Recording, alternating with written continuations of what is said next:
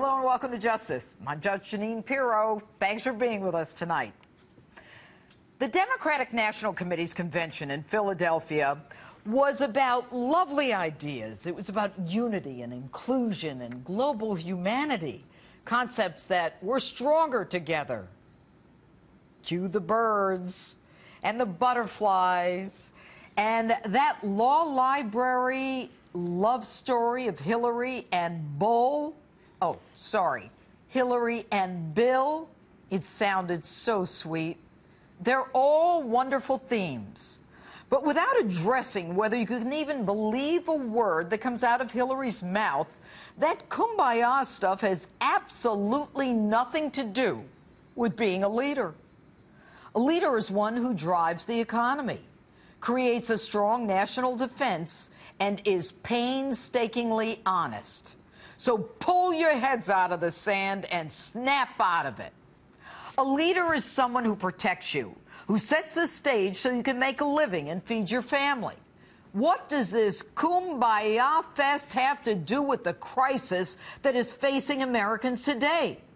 And whether you like him or not, Donald Trump talks about real issues. Hillary says he paints a dark, divisive picture of an America in decline. But ask yourselves, are you better off? Do you feel safer than you were before these two got into power?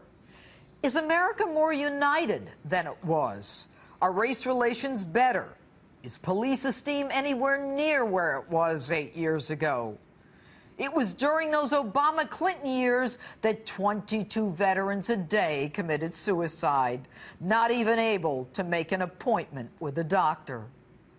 And whether you like him or not, Donald Trump is hitting the core issues, asking all the right questions, starting all the right conversations.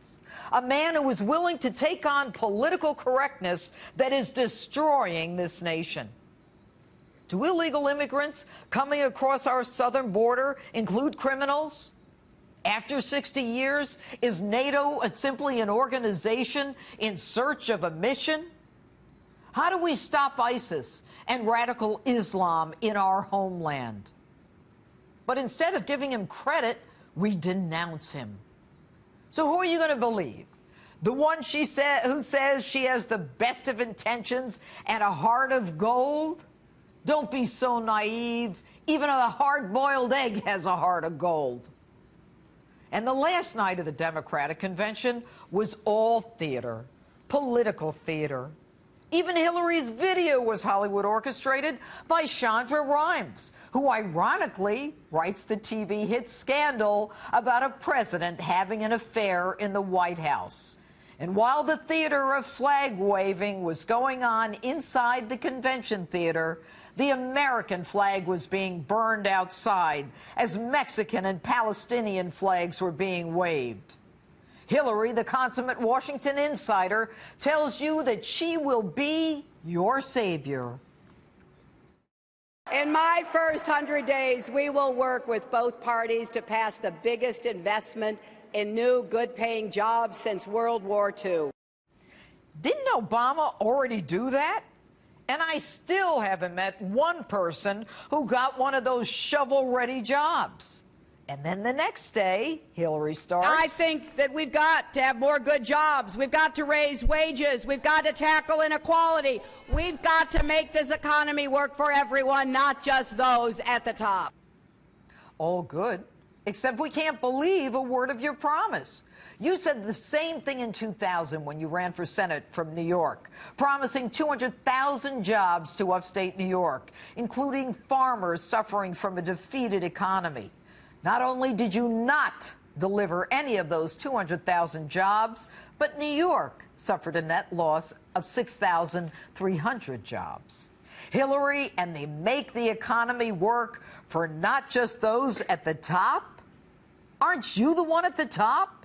You take your money, obscene amounts, from Wall Street. How did you go from being dead broke to being worth more than $200 million while in government?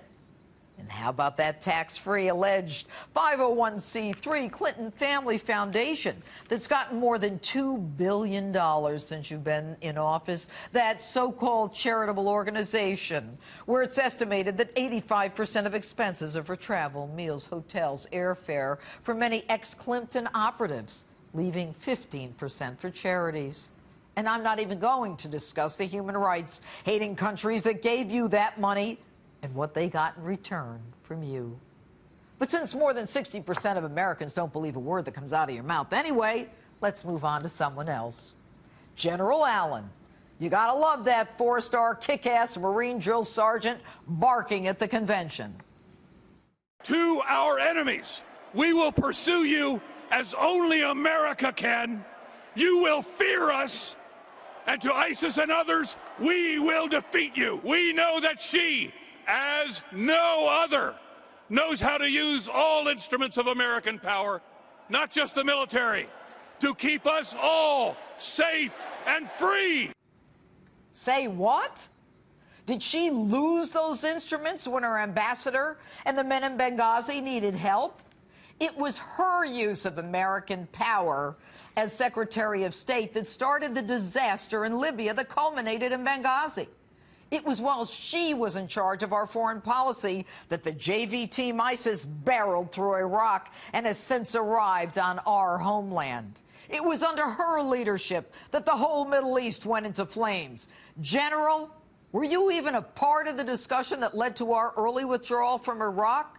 Do you support the rules of engagement that tie our soldiers' hands behind their backs in Afghanistan? And while we're at it, you talk about our precious Muslims? Did you make one peep about our precious veterans dying waiting to see a doctor at the Veterans Administration? Did you object to the sequester, the reduction of our armed forces? With all due respect, General, you belittle yourself. And how about the rest of the convention?